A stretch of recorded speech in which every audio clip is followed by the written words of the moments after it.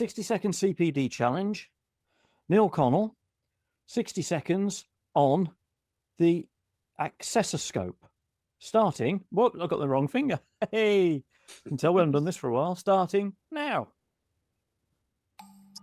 Think accessibility. Pretend you're pushing a large shopping trolley or that you're a Dalek. Going to any event, you research ahead for accessibility by email or phone in Google Street Map. Entrance, are there stairs, a ramp or a lift? Do you need to contact reception? Stairs inside, even one step?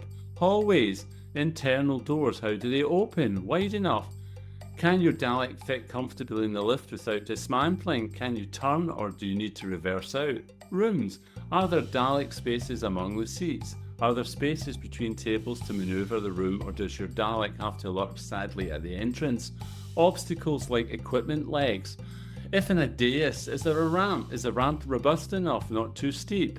Assembly rooms with standing tables. Is a room to get around? Staff member to assist? Are they helpful? Too helpful?